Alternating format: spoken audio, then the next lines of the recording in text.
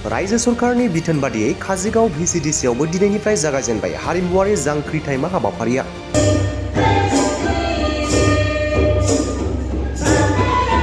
नंगौ, क'क्राझार जिल्ला परबतजरा महकुमानि काजिगाव VCDCआवबो रायजोनि गासैबो खना खनला गामिफोरनि लाइमोनफोरखौ हारिमुवारि बिथिङाव जौगाखांहोनांगौनि नोजोर बोनानै दिनै 14 नबेम्बर सानखालि गासैबो गामि पन्चायत वार्ड VCDC MSC जायगाफोराव आसाम हारिमुवारि जांख्रिथायमा बादायलायनाया रायजोनि गुबुन गुबुन ओनसोलजों लोगोसे देबिटला जौगाखां खोन्दोनि सिङाव थानाय काजिगाव VCDCनि बानजायनायावबो दिनैनिफ्राय जागायजेनो।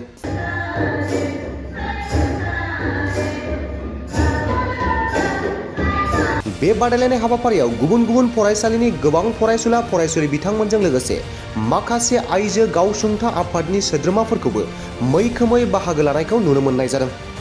लोगोसे बे हाबाफारिनि गेजेरजोंनो रायजो सोरखारनि बेबायदि हाबाफारिया थारैनो जोबोर बाख्नायथाव जादों होननानै काजिगाव VCDCनि मासिगिरि बिथां बुसुमति ब्रह्मआ जोंनि खौरांगिरिनि सिगाङाव मा फोरमायखो खोनासंनि फै। गिबियावनो जोंनि नैबे खौरांगिरिफोरनिसिम आंनि गोसो गोरबोनि खुलुमनाय सिबिनाय बावग्रोनाय जाबाय।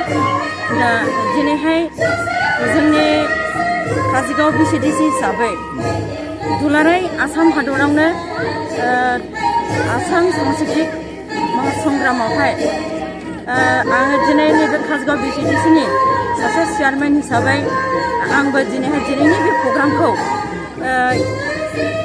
गोबांथार हायाब्लाबो जायखिजाया आंनि गोहोजों बा माबाजों आङो मावनाय हाबाफारिखौ आङो लादों।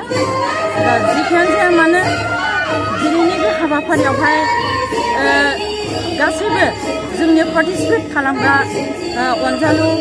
अनजालिफ्रा दिनैहाय आंनि VCDC आन्दारनि नैबे हाबाफारियावहाय दिनै VCDCनि बानजायनायाव जथायैनो मोनफ्रोमबो दाब दाब जायगानिफ्राय एबा VCDC आन्दारनि जेसेबांनाखि high school MB school ME school LP school बा जोंनि गामिनि माखासे खना खनि गोदोसोना थानाय माखासे जोंनि अनजालिफोर गथ'फोरखौ गासैबो दिनैहाय बेवहाय आङो पार्टिसिपेट लानायनि थाखाय बाहागो लाफैनायखौ आं नुनो मोनदों।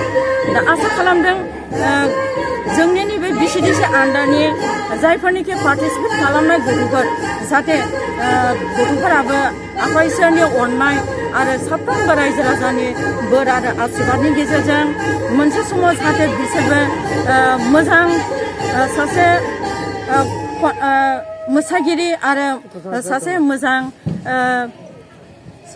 गान खनगिरि हिसाबै गसंथाहैनानै गावनि इयुनखौ फसंनानै लाखिनो हायो। बेखौनो आं गोसो गोरबोनिफ्राय अनजालिफोरनिसिमबो आंनि साबायखर बावनाय थाबाय।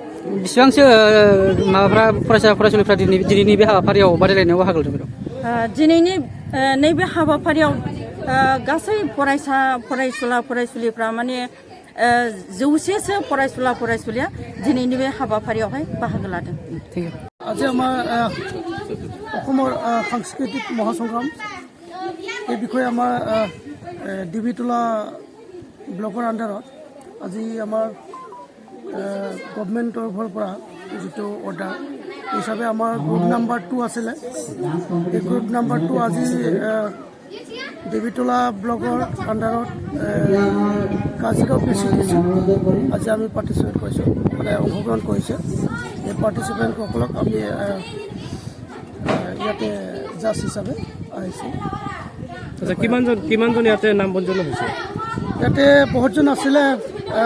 আমি কমিটিৰ পৰা গম পাইছোঁ কি বহুতজন পাৰ্টিচিপেণ্টবিলাকে মানে কিছুমান অসুবিধাত আহিব পৰা নাই।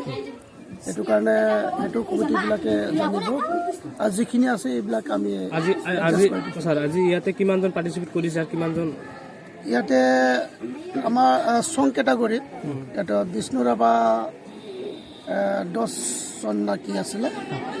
মানে সৰ্বমুঠ কিমান আছিল ইয়াতে টোটেল কিমান আছে এইটো মই একচুৱেলটো দিব নোৱাৰিম। 100কৈ ওপৰত আছিলে সেইটো জানো। পদক্ষেপ আপুনি কি ভাবে নেকি যে আমাৰ গাঁৱৰ হয়? নিশ্চয় এইটো আহিব লাগে।